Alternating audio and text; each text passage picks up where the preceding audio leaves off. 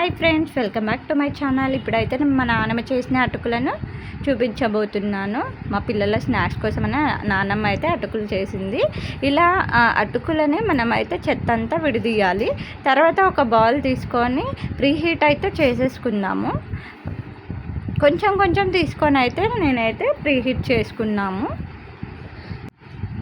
ఇది ప్రీహీట్ చేసుకునేలోగా పల్లీలు ఇంకా పుట్నాలు అయితే తీసి పెట్టుకున్నాము రెడీగా. గరిటైస్ అయితే మనం అటుకులని కలపకూడదండి, ఎందుకంటే అవి విరిగిపోతాయి. సో ఇలా మా నాన్నమ్మ జల్లిస్తున్నట్టు అలా అన్నాలంట. అప్పుడే అటుకులు అనేటివి దాని షేప్ అలానే ఉంటుంది. ఇప్పుడైతే ఒక దాంట్లో వేసుకొని చల్లార్చుకోవాలి.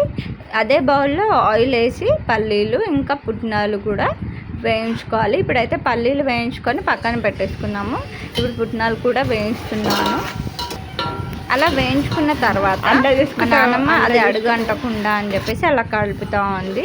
ఆ తర్వాత అది పక్కన పెట్టేసుకోవాలి. అదే ఆయిల్లో మనం ఏం చేస్తామంటే కొంచెం కారం, పసుపు, ఆయిల్లో పసుపు, కారం, ఉప్పు అయితే ఈ 3 వేసేసుకొని మిక్స్ చేసేసుకోవాలి మంచిగా. తర్వాత కొంచెం కరివేపాకు కూడా యాడ్ చేసుకోవాలి. ఇలా యాడ్ చేసుకున్న మిశ్రమాన్ని మనం స్టవ్ పైన పెట్టేసుకొని దాన్ని ఒకసారి అయితే కలిపేసుకోవాలి. అలా కలుపుతుండగా కొంచెం అలా కలిపాక ఏదైతే మనం వేయించి పెట్టుకున్న పల్లీలు మరియు పుట్నాలు 2 కూడా యాడ్ చేసేసుకోవాలి దాంట్లో. అలా యాడ్ చేసుకొని అడుగంటకుండా మళ్ళీ అలా మిక్స్ చేసుకున్న మిశ్రమాన్ని అయితే ముందుగా వేయించుకున్న పల్లీలో దాంట్లోనే ఇది కూడా చల్లారాక మాత్రమే వేయాలి. వేడిదైతే వేయకూడదు, ఉండల్లాగా ఫామ్ అయిపోతుంది అన్నమాట. చల్లారాక దీన్నంతా ఇలా మిక్స్ చేసేసుకోవాలి.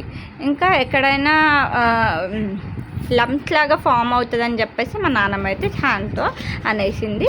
మళ్ళీ తర్వాత దాన్ని అయితే ప్రీహీట్ చేసేసుకుంది అనమాట. Thank you for watching. Like, share and subscribe my channel. Bye bye.